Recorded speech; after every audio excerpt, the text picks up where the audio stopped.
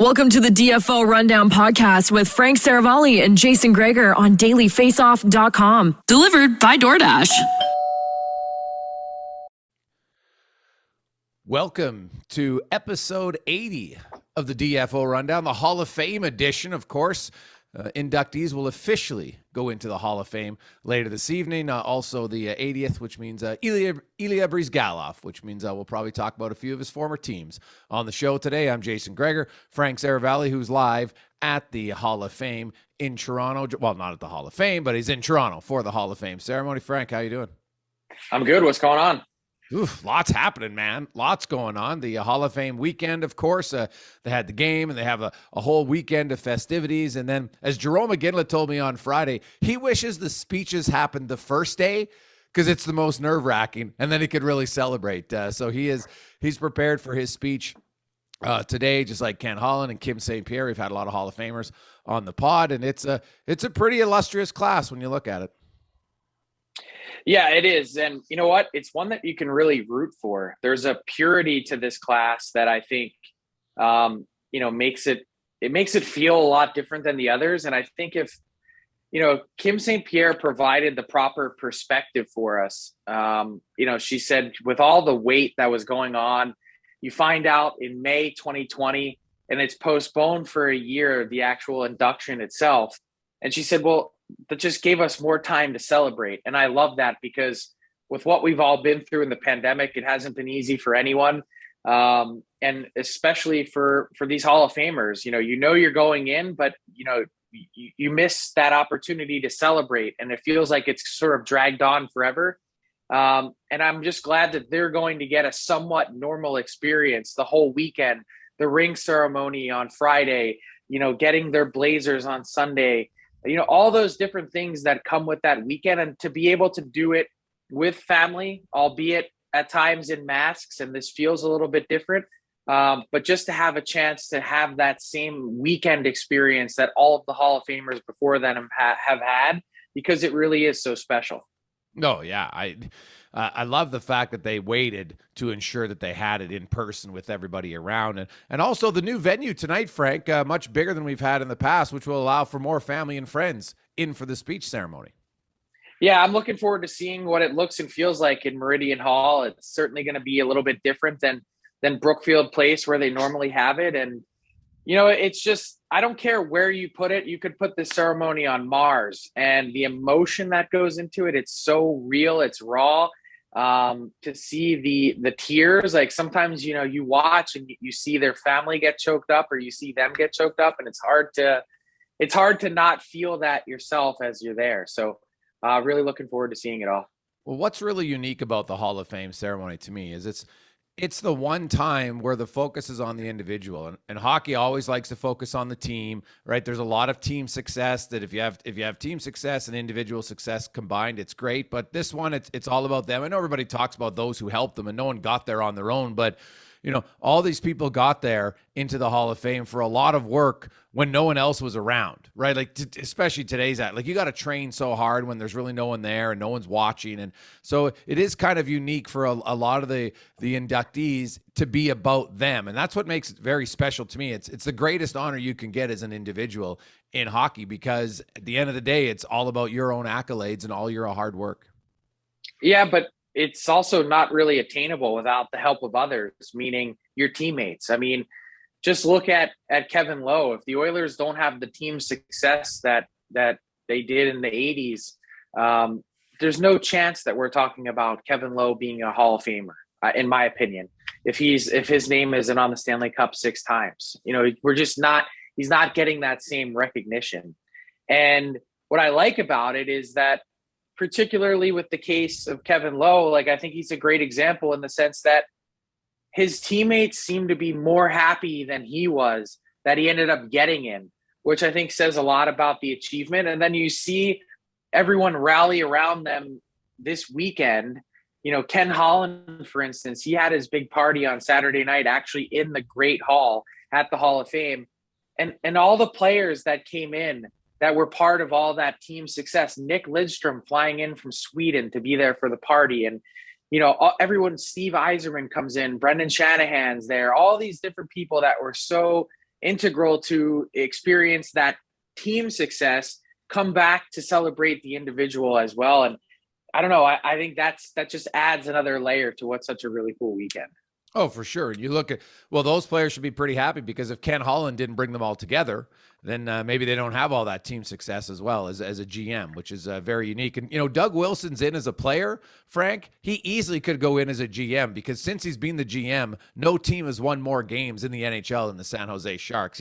He's a pretty unique category. And I think some people probably don't realize just how good of a player Doug Wilson was because there's so much talk about Coffey and Bork from that era and, Chris Chelios, but man, Doug Wilson was a hell of a player. Yeah. One of the all-time leaders for the Chicago Blackhawks, certainly from a blue line perspective. Any defenseman that's getting 825 points, it's a pretty significant career. And so to see him get the recognition that he deserved, and just another guy with a lifetime around the game, 45, however many years it is, it's got to be close to that between his playing career and now the success that he's had as an NHL GM. It kind of comes full circle. So he is in as a player, and you made the case for him as a general manager. I think the one thing missing, of course, is the playoff success and the Stanley Cup success. And we'll see if that ultimately comes in San Jose. But it's been a heck of a ride for him, and it's interesting that everyone's path is different. I was mentioning the fact that this is a class that you could root for.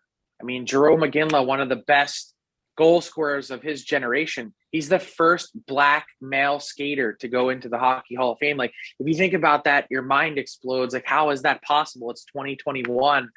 And yet that's the case. And you've got Kim St. Pierre, who we had on the pod that you mentioned. She got cut from 4 straight years of girls hockey, where she was thinking, maybe there's not a space for me in this game. And she ends up going to be one of the best goaltenders Canada's ever seen of any gender, any level.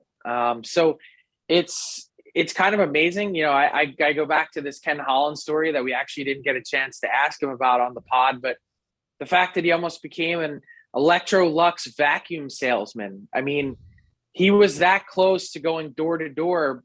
He played one game in the NHL, and I think he tells the story of, I get through the first period and I'm super excited. I'm thinking, okay, maybe I can hang around and play in this league. And in the second period, he gets shelled for 5 goals against. And he said, man, you better take a look around because I'm never going to be seeing this again. And that's how short his playing career was from an NHL perspective. But yet he goes on to have all the success at all these different positions and stops along the way. Western scout, director of amateur scouting, goaltending coach, assistant GM. Now he's 25 straight years as an NHL GM. To do it consecutively is impressive in and of itself. To do it and get your name on the Stanley Cup 4 different times, I mean, it's pretty incredible what everyone in this class has accomplished. And like I said, makes it really easy to root for them. Oh, yeah, it's a big class, and we'll get into it in fill in the blanks a little bit later on, looking ahead to the 2022 Hall of Fame class, because there will officially be no 2021. This is the 2020 class for anybody listening and watching right now at the DFO Rundown. Let's get to on the ice in the National Hockey League, Frank. And in Vancouver right now, Canuck fans are losing their minds. Their team just allowed 19 goals on a 3-game road trip. Of course, they lost all 3 of them. And I see some people saying, well, ownership hasn't done anything for 7 years. They're not going to do anything again. I'm not sure that's accurate to say they haven't done anything. But, the Canucks, I think people came in this year believing that Vancouver would take a step. They would improve. Garland and Oliver Ekman-Larsson, those 2, the new additions, have actually been okay for this team. But their overall team defense is really struggling. Elias Pettersson, you can put an APB out for him offensively right now. I don't care what your team is. If your best players aren't your best players, it's really hard to win.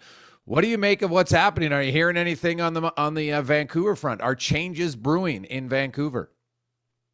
I mean, I think it would be odd if they weren't at least talking about some kind of change, whether that's at the coaching level, whether it's at the GM level, because we went into this season knowing what the bar was for the Canucks and what the expectations were for them to get there. And they've fallen way short. And it's not just, in the standings. It's also what you're seeing on the ice. It's not like you're looking at that team and you're saying, well, you know what, there's a glimmer of hope and here's how they can get back in the race. You look at this team and you say, the biggest thing that sticks out to me is that it just seems to be poorly constructed, especially from a defense standpoint. When you look at their back end, and especially you look at their right side, they're not really set up for success there. When you have someone like a Tucker Poolman, being asked to fill second pair minutes and being asked to play in a really significant role. He's a bottom pair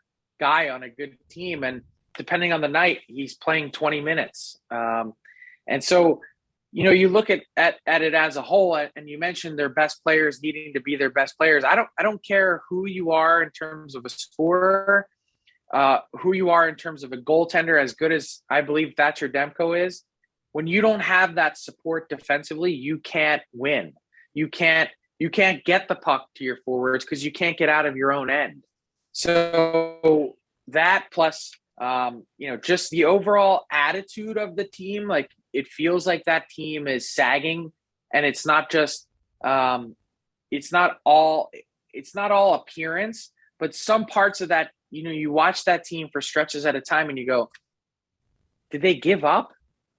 Yeah. Like you look at that game against Colorado and you're like, well, are they showing up? Like, when are they getting here? And I think that's what's alarming, is that they're a team that lacks identity. They're a team that lacks some structural foundational pieces, and they're a team that lacks any sort of mojo or edge. And you're like, what gives? Like, something has to give at some point, whether it's some kind of change, as I mentioned, either on the coaching staff with Travis Green, again, just getting his extension, or if it's on the GM front. I don't know what the right answer is, because it doesn't matter who you end up bringing in. There's going to be a lot to dig out from, and I don't know that it's going to happen this season.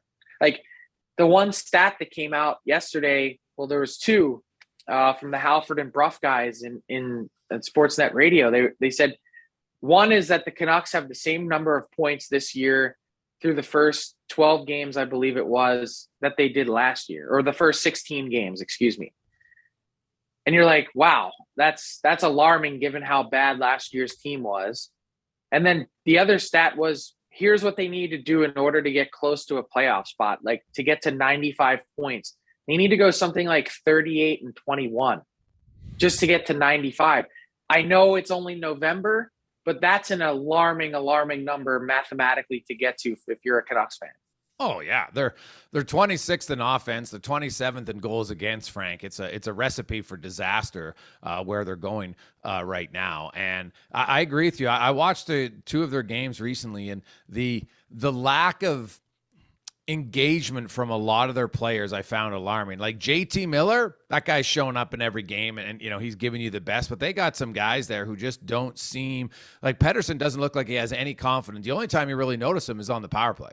But 5-on-5, like, he's got the skill to be a dangerous player 5-on-5. There's no, and so they can change now, unless there's some sort of, real big disconnect between him and the coach.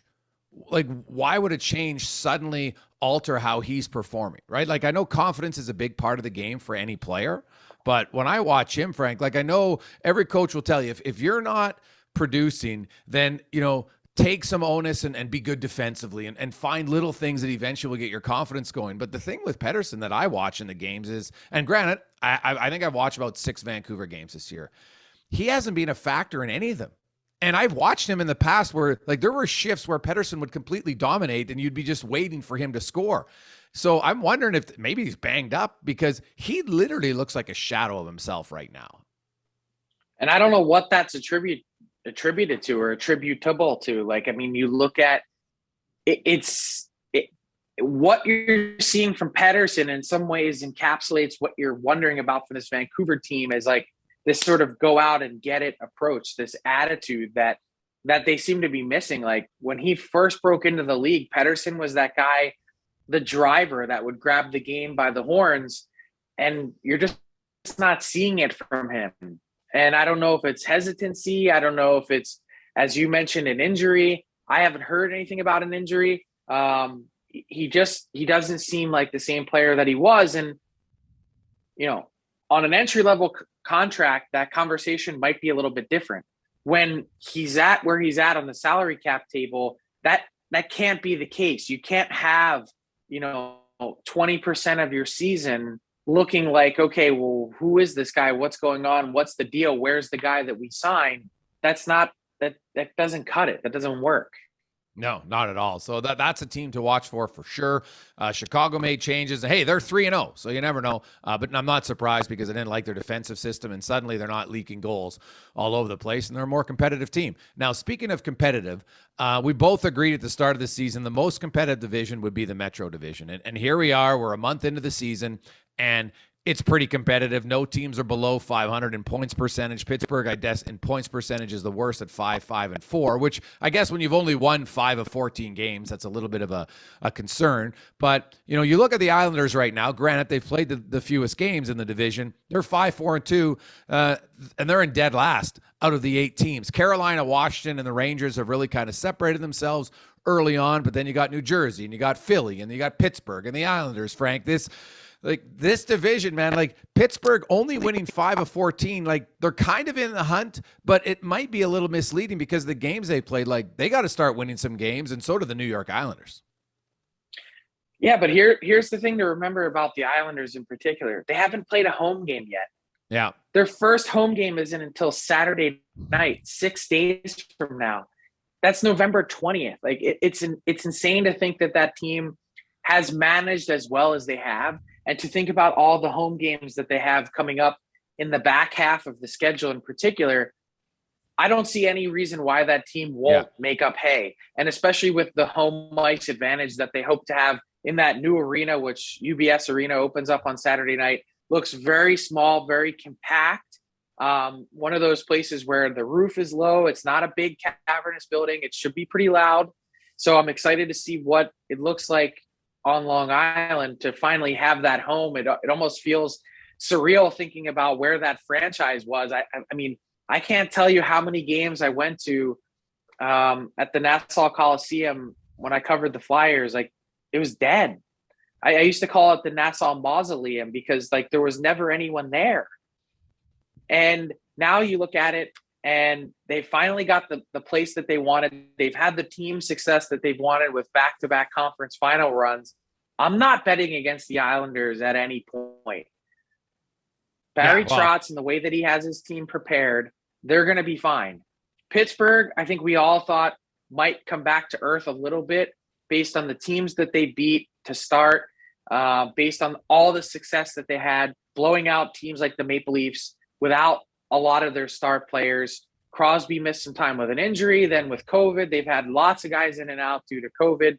And I just figured there would have to be some kind of adjustment where they'd sort of regress back to the mean. But with some of the other teams in the Metro, like I still don't know what to make exactly of the New Jersey Devils. With the Flyers, I think they're trending in the right direction. They've had some key wins. They beat some really good teams all on the road. One of the few teams that's handed the Oilers a loss, certainly in regulation to this point.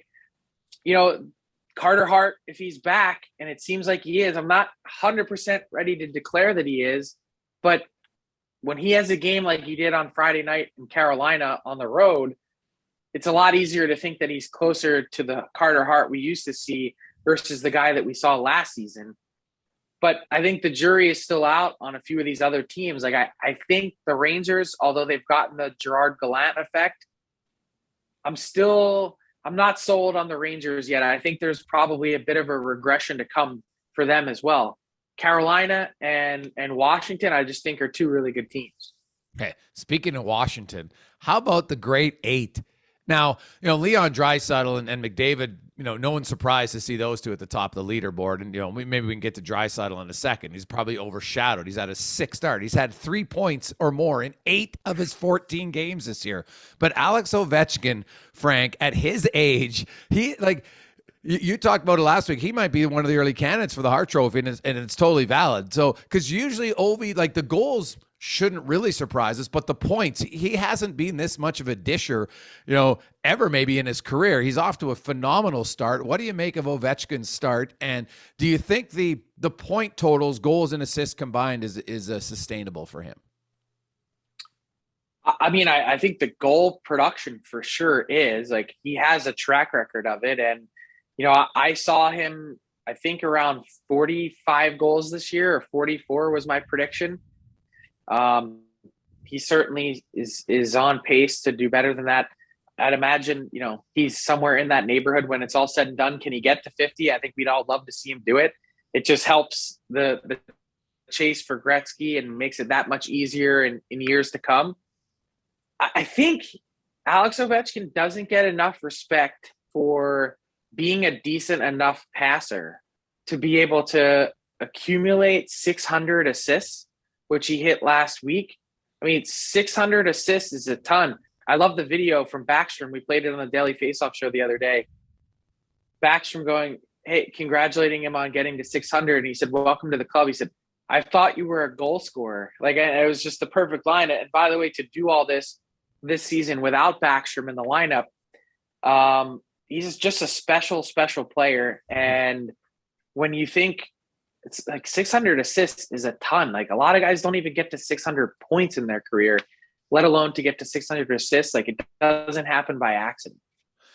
And to me, it opens up a unique conversation, Frank, because early on, a lot of people are like, well, Crosby's the better player. No question. If you look at the, like their career in the last years, like Alex Ovechkin is aging a little bit better. And maybe that's because of his size, who knows? But, the point totals, everything. I know that, the goals per game, obviously Ovechkin was always a better goal scorer, no question. And Crosby was a better disher. But I think that gap is closing a little bit between the two of them. And Ovechkin, like, he had 18 helpers last year. He had 19 the year before. And now, granted, I know last year was a shortened season, but he's already got 14 this year. Like, he's on pace, his career high. He's never had 60 assists in a season, Frank. And right now, that looks like a realistic possibility for him to achieve at his age. And to me, that's what's the most impressive about a lot of the superstars in today's game, is the ability for them to maintain their greatness longer, right? And I know a lot of that has to do with advancements in nutrition and sleep patterns and training and all that stuff, for sure. And the great ones are taking advantage of everything that they can learn in the new science to help them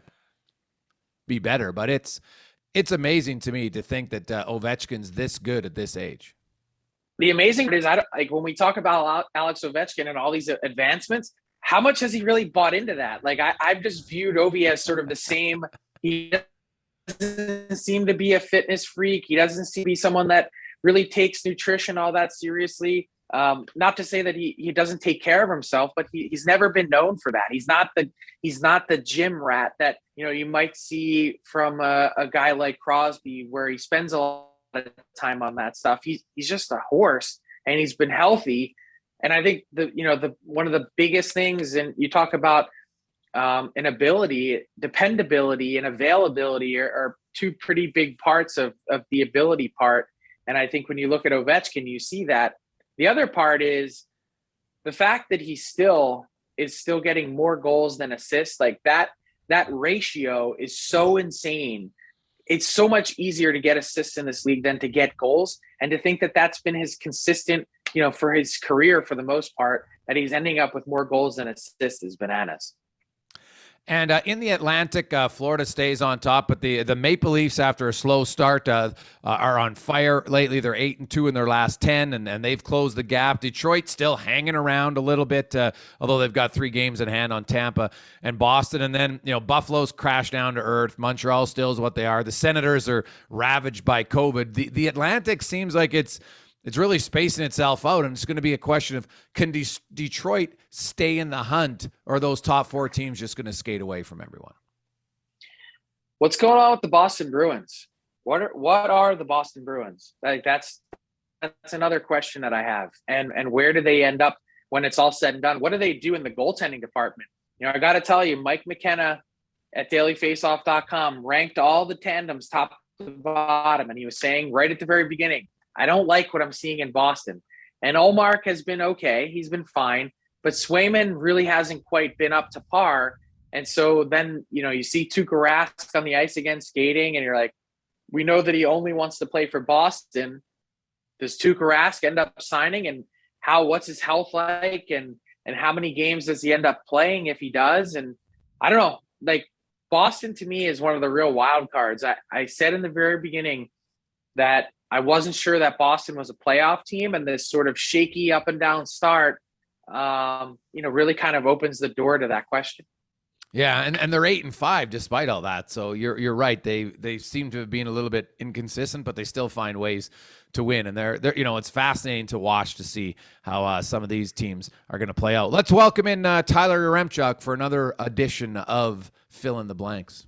Yes, Fill in the Blank is brought to you by our friends over at DoorDash, where if you're using the app for the first time, put in the promo code RundownDD, gets you 25%. RundownDD gets you 25% off your first delivery and no delivery fees on that. Let's jump into Fill in the Blank. First one, you guys talked about Travis Green a little bit, maybe a coach on the hot seat. I'm kind of wondering how many other coaches around the league could be on the hot seat soon. My question is, blank more coaches will be fired by the new year, by 2022. Jason, you got an answer?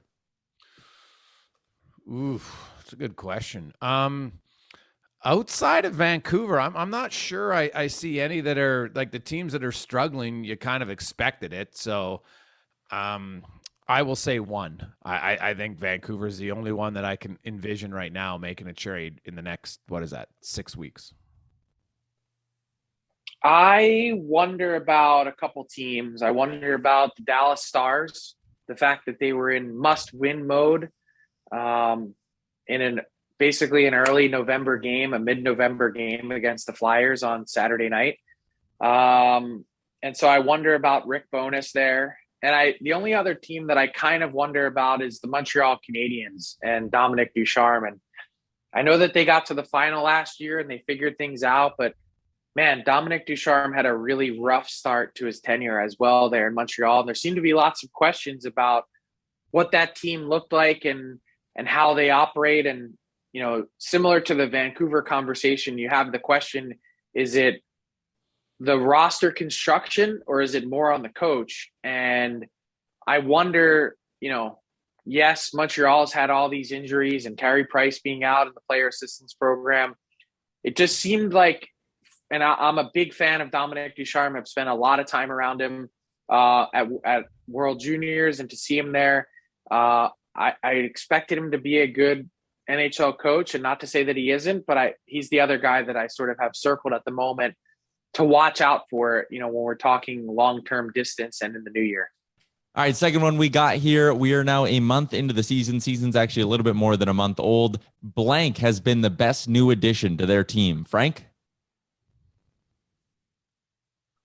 I'm going to go Zach Hyman. I'm going to throw a little Oiler love your way. Kind of hard to argue against Zach Hyman and the addition that he's been to the Oilers. He's been sort of everything you could ask for from a production standpoint, from an energy standpoint. And if he continues at this sort of pace, well, he's also actually ends up being a pretty decent value. Doesn't matter what the rest of the contract looks like. You don't think about that at this point now. You think about the production that you're getting from him right now. I will go with co-winners, Raymond and Seider in Detroit. The two rookies have been phenomenal for that team. They're right up there in points. Seider's playing I can't believe he's playing that many minutes, and they're tough minutes with a lot of defensive zone starts. So I'm going to go with two rookies in Detroit because they got those guys treading above water right now. Yeah, that's a great way to take it as well. I never even thought about rookies falling under that new addition category. And finally, to wrap things up, Hall of Fame week, Frank's in Toronto.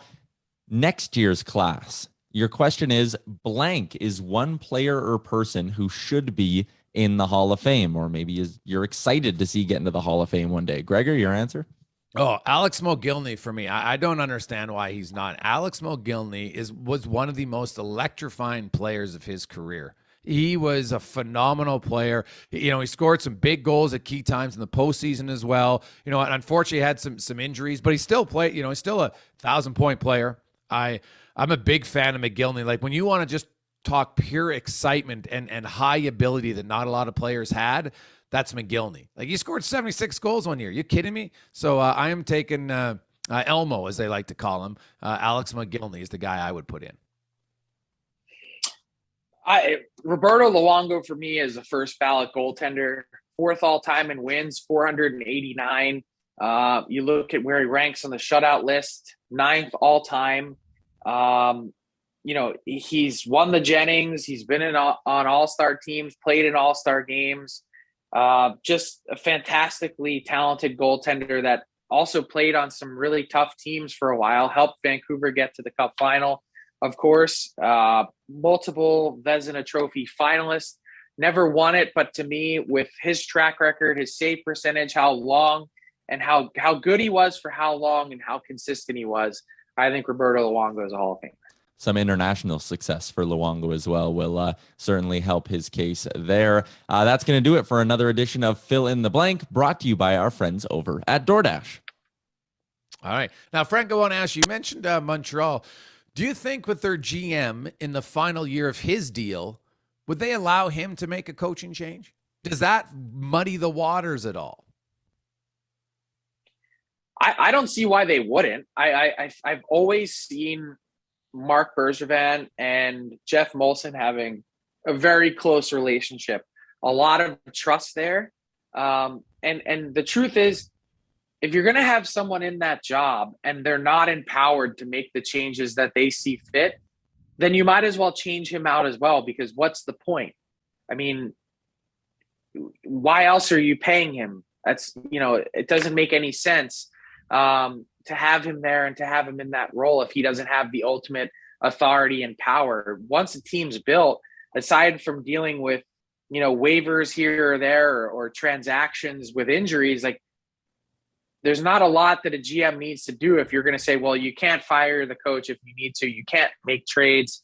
And not only that, but the other complicating factor of it is that he had made an expensive decision already to fire Claude Julien and to bring on Dominic Ducharme. So with what Claude Julien was being paid, right up there in terms of the very top guys in the league, that was a big bullet to use, a big card to play.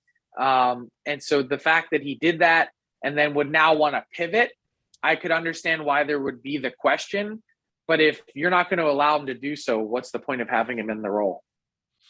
Yeah, and then some would always argue, like, how many coaching fires does the GM get, where before the people look and say, hey, man, maybe it's on the construction of the roster. Like, no Carey Price, I think that gets the coach and everybody in Montreal a little bit of an extension on where they're going to go. And who knows, we saw Carey's Instagram post, just talking about he's not sure where he's at. He wanted to take care of himself, and we'll see whenever he comes back, probably not till the new year.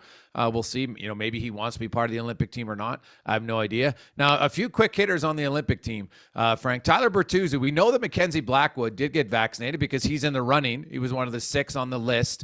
Bertuzzi, I don't know if he's on the long list or not. I'd heard rumblings he was. He's still like right around top 10 in scoring. He's like the 4th highest scoring Canadian right now. Have you heard anything if Team Canada came calling, would Bertuzzi be getting vaccinated? Because obviously it's not a Canada rule. It's not a US. That's the Olympic rule. You have to be vaccinated to go. Do you think he would get vaccinated? I have no idea. I mean, I don't believe the question has been asked, and I would imagine because he isn't, that probably just removes him from consideration altogether. He's put a stake in the ground to this point. He's been willing to miss his team's games. That was one of the big deciding factors, I think, the Olympics were for Mackenzie Blackwood to ultimately go ahead and get it. Oh, by the way, you can't participate. You're on the long list. If Tyler Bertuzzi was on the long list, I would happen to think that, he would have already done it. And that would have already been communicated to him. And the fact that he hasn't to this point, I don't know why he would change now. Do you think, Matt, how serious is Matt Duchene for team? Because remember, he was part of it before. And I know that they like experience. And here's Duchene, the only Canadians with more points than him today: Connor McDavid, Brad Marchand, Ryan Nugent-Hopkins, and Ryan Getzlaf. How serious of a candidate is he? Yeah. I mean, I don't know. He had struggled for so long the last few years that as much as it's a balance between the best players right now and the best players overall, I don't know that you would make the argument that Duchene would be in the category of best overall player. He seems to be a guy off to a hot start that, we still got a long runway. We're going to have you asked about Olympics. On dailyfaceoff.com this week, Steve Greeley and Chris Peters are going to put out their new projected rosters this week. Another update 1 month after their last one. I'd be curious to see who the guys trending are, whether a guy like Duchesne makes that cut. But my guess is the guys that were on the rosters to start, aside from maybe a key injury here or there, it's not like any of those guys have been disastrous to start either. So it's not like they've played themselves necessarily off of it. So the question is someone playing well enough to knock someone off? I don't know. I don't see it quite yet. It's still kind of early for me. One other player who he's not going to knock anyone off just yet, Frank, but he's opening eyes, having talked to two people on the management side. Jordan Kyrou of the St. Louis Blues has had a phenomenal start, and just his playmaking ability, his shiftiness, his creativity. I don't like he would have to maintain this right up until the deciding one. And as you mentioned, maybe some players with a longer track record would have to be noticeably struggling for a few months. But when I look at players who have really climbed up the ladder, Jordan Kyrou is the name I've heard from two different people saying that's a guy that they've really got their eye on. And the fact that his own GM, Frank, is the GM of Team Canada, he'll see him a lot. Yeah, and by the way, you mentioned Kyrou. Robert Thomas has been excellent as well. That guy has been a machine for St. Louis. I think when you see those guys on a nightly basis, and I think the one thing with Olympic roster construction that everyone has to keep in mind, it's not just about assembling the best collection of players. It's assembling the best team. And so which of those players that might be a star on their team can play in a fourth line role effectively, or a checking role effectively for your team and kill penalties. There's so many layers to the construction part of it that, if you're Doug Armstrong, you're sitting there and you're saying, well, I know this guy can do this because I've seen him do it already, rather than guessing with maybe a star player that you don't know quite as well. I think that's one area where those guys might have a bit of an advantage. And Frank, another week passes, and Leon Draisaitl extends his league lead in points. He's now 4 points up on Connor McDavid. He leads the league in goals. He's got 15 in 14 games. He's a guy who's seriously trending to score 60 goals, which hasn't happened since 2012. You've been riding this train for a while. You've been saying the second best player in the game is Leon Draisaitl. Yeah. I mean, it's not Nathan McKinnon. It's not Sidney Crosby. It's not any of these other guys. It's Leon Draisaitl. Oh, hey, man, there's not many of the elite guys who are 3-on-5, take key draws in the penalty kill. Oh, and like Dave Tippett said, the thing that impresses him the most is Draisaitl can be this great disher, and then all of a sudden when he plays 5-on-5 with McDavid, he's a shooter. And there's not many guys who can just transition from one to the next almost seamlessly, and he's really worked like on the power play now. Granted, he's the opposite side, but his one-timer on the right side now on the power play, he doesn't maybe have the velocity of an Ovechkin, but he's just as dangerous there as far as his accuracy, but he's way lower. He's at that odd angle, and it's a weird place, but that's, how Gretzky had behind the net, Ovi had the top. Draisaitl has the weirdest signature one-time spot I've ever seen. It's really low in the corner, and he beats goalies from there consistently. Well, they probably, not to say that, like, having watched it a bunch of times, that they're not aware of it, but yeah, because he is so far away and because he is so low and the angle is so odd, the teams are probably like, that's a low percentage shot. We'll give you that he probably ends up getting more opportunities that way. Yeah, it's an impressive one to watch, and he's just it makes it for an interesting. I know you got to go back to '96 with Jagr and Lemieux, but to have two teammates potentially battle for the heart, like that's a twist that you just don't see very often. And now Edmonton has some concerns 5-on-5 defensively, no question about it, but when you look at it, those two guys would be in the running for sure if this continues all year long. They have some concerns, I think, 5-on-5 offensively as well. Oh, no, Edmonton's like top three. Well, Bryce Salvador broke down even not just defensively, but also offensively off the rush, and went through all the different numbers as to why he still needs to see some more. We'll have to pull up the clip for you and took a deep dive on a lot of the analytical numbers, them sort of being average, right around league average, that he sees even still some room for growth, not just defensively, but offensively at 5-on-5.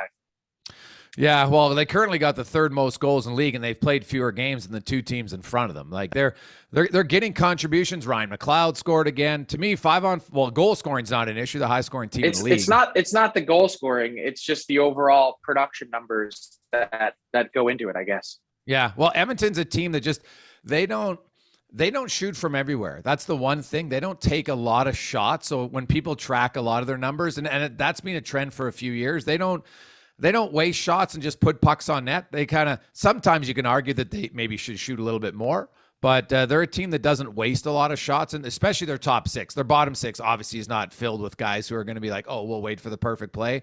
You know, they got to just put pucks on net, but their top six, they like to they don't waste shots from the outside, Frank, that are really low percentage shots that really just give the puck away to the other team if you have a goalie who controls rebounds. I just think the big question for Edmonton is, what does this team look like when they hit a bit of a rough patch? When your top guys maybe aren't producing at the same level that they have been, what kind of production do you get from the rest of your group? That's sort of, it's been a really nice blend so far. And obviously the top guys have carried you to where you need to get to. That's the one part of the Oilers that we haven't seen this season, where a stretch where for 3, 4, 5 games, McDavid and Draisaitl and Nuge go dry, that the rest of the team needs to step up. We haven't gotten to that to answer that question yet. Yeah.